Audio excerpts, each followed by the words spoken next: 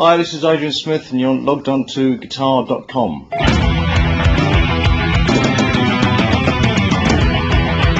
So I'd say a really good one, someone told me to warm up, is just use a real clean sound. Just do.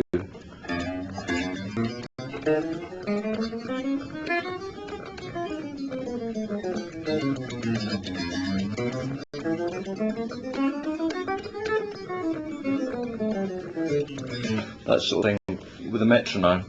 I mean, typically we don't usually warm up before a show much, but if I do that sort of thing. It's what it is, yeah, something like that. And you can do this sort of thing, which sounds really horrible.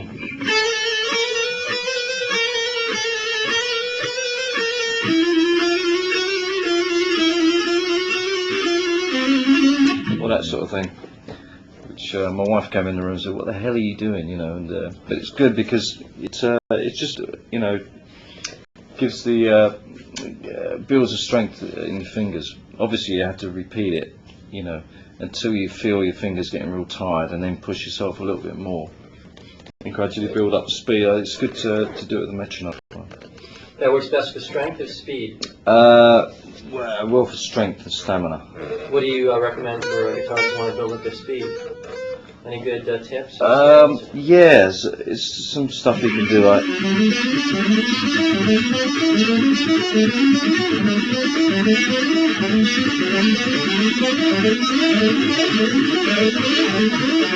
you know, and if you get it and you put it in the right place, you know, it can sound quite good. But again, you can't really do that unless you got to do the sort of groundwork, the sort of all that sort of stuff, and get to the point where you can push your fingers, you know, until they hurt a bit, and then you get used to doing it, and then you find it's like, you know, playing a sport. If you wanna go out and play tennis for 2 hours in a match, you got to practice for 3 hours, you know. So you know, when it comes to the gig, you can do it with ease, you know.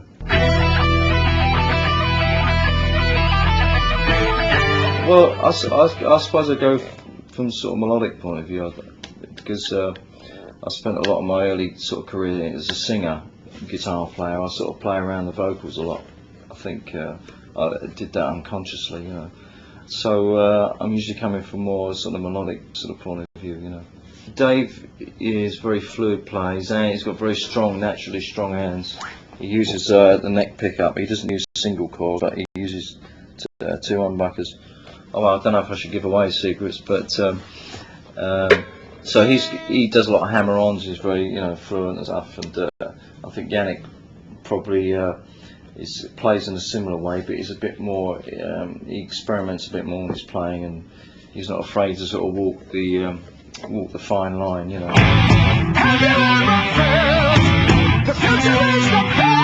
I think on this last record we did, it was a bit more spontaneous, you know. The producer encouraged us not to work things out and just try to go for things. So, you know, for example, The Wicker Man.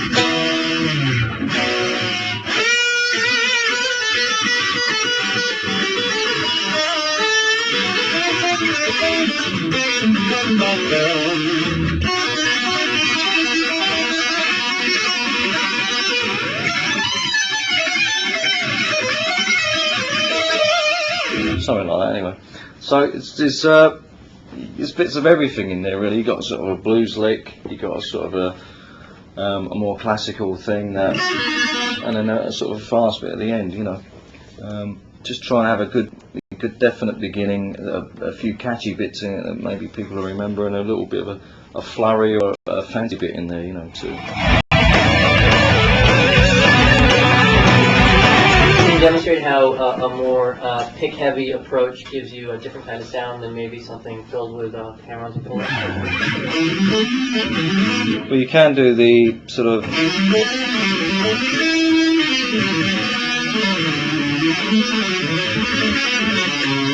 is quite interesting as well, but I think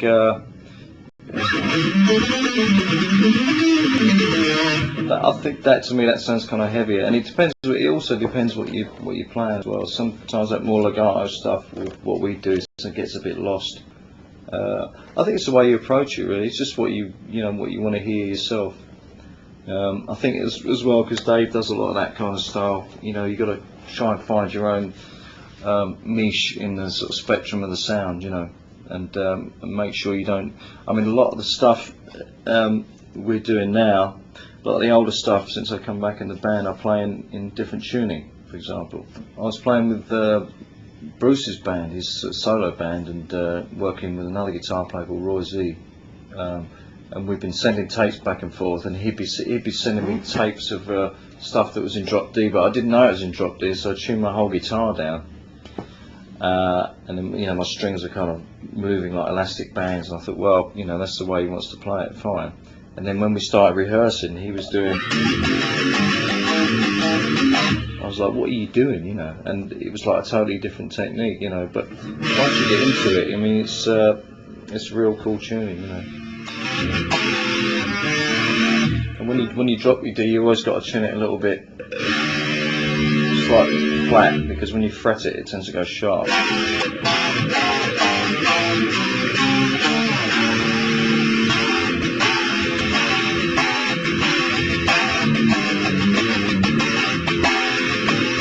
That's Rothschild. It's an old Maiden song, whereas before we used to play it. Now I'm playing it more. Oh, sorry.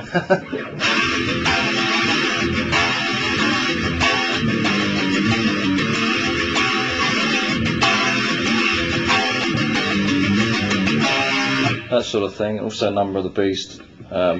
You know, before it was. You had no. Again, it was a song written in D, which is not a typical heavy rock guitar key. It was written by Steve. So if you tune the D string down, you got that nice.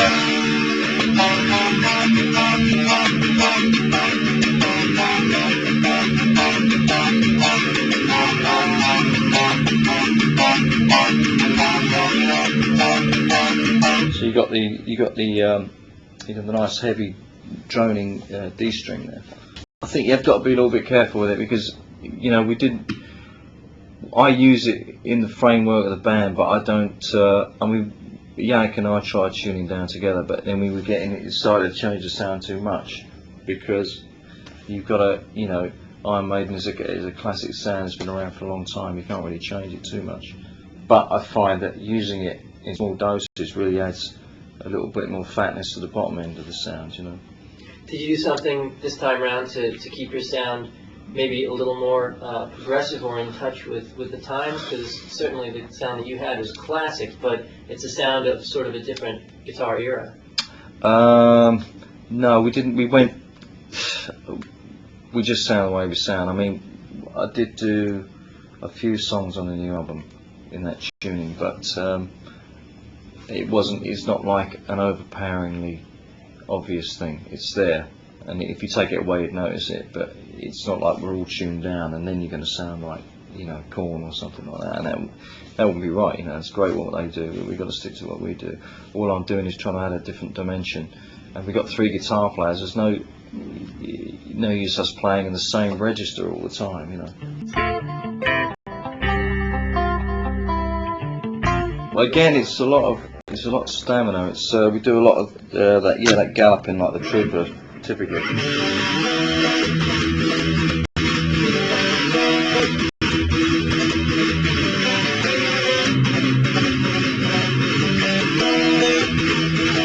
When we do it live, it's more like.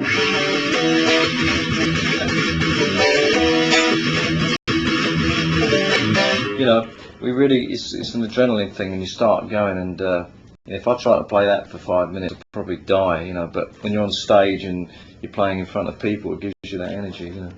But it's very kind of physical kind of guitar playing. It's like if you're a blues player, you can play a few licks and stop and sing a bit, have a cigarette and play a few more licks, which is great. But what we do is real. It's a physics. It's almost like a sport. It's like some kind of an athletic event sometimes. The chords aren't terribly complicated, no, or the chord patterns are pretty straightforward. But there's a lot of stammering in the right hand and and speeding from that. So,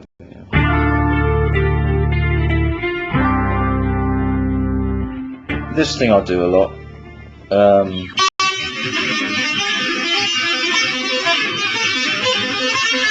mean, all that is two fingers bouncing around on a sort of an open B string and an E string, and it sounds quite, quite good. You can do such a lot of.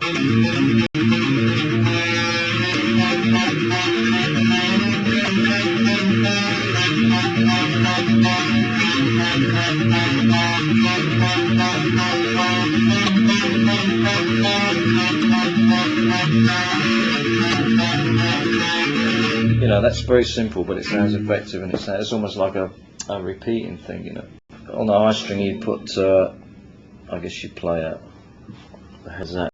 That's an E, that one.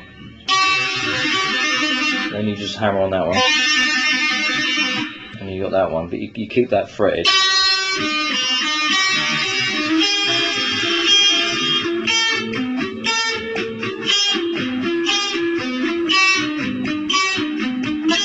And again, you got to start off slow, and then.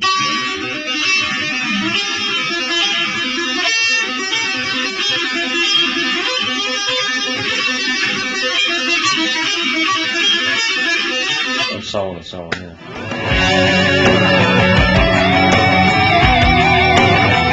you tell me a little bit about that, and maybe how your playing in Psycho Motel differs from what you've done with Maiden? That is a little bit more guitar heavy orientated, it's a typical situation where I'd sit down with a singer and I'd have a bunch of riffs, and we'd go through and we'd just see what comes out. It's more traditional guitar rock, but with the detune thing going on as well, and but it's got guitar solos in it and melodic vocals, but it's a little bit more modern kind of orientated rock.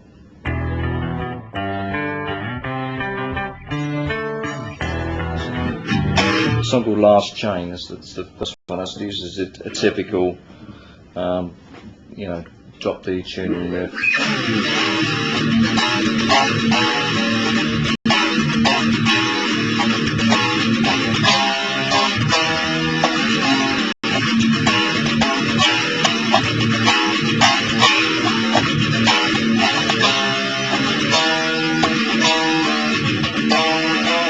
So I forgot.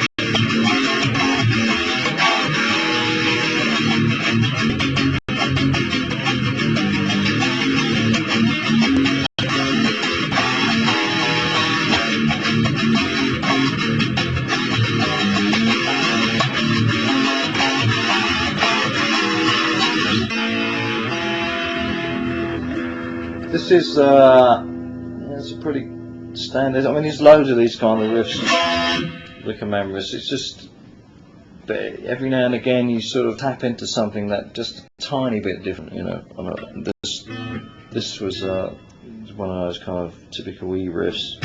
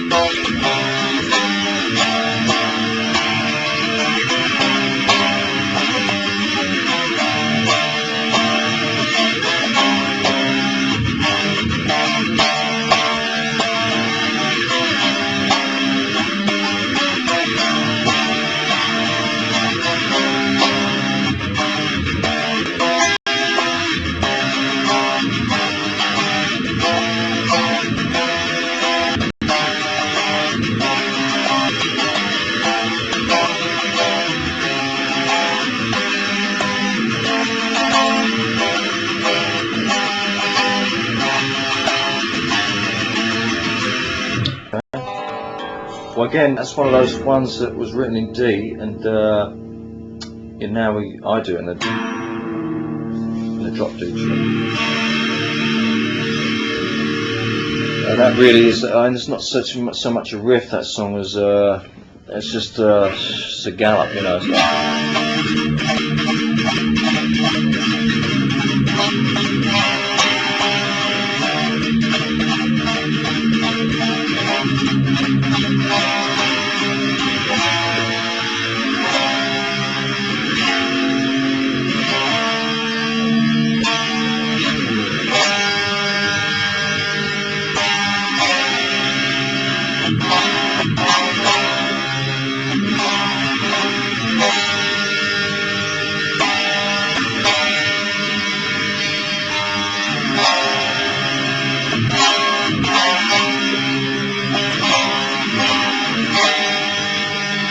That's pretty simple, really. It's a simple song, you know.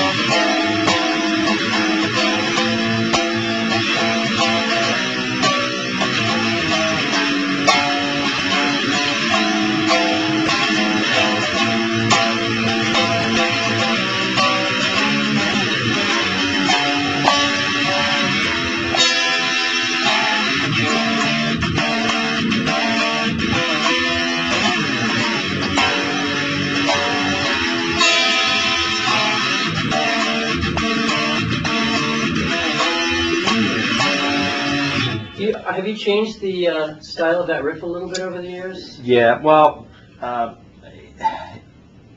yeah, I mean slightly. I mean not the, you can do things with a verse, you know, because you're just hanging on the F sharp. You can do that chord, which I never thought of doing when we were recording it. I wish I had, you know, one of those things that sort of, you know, almost gets better over the years, you know.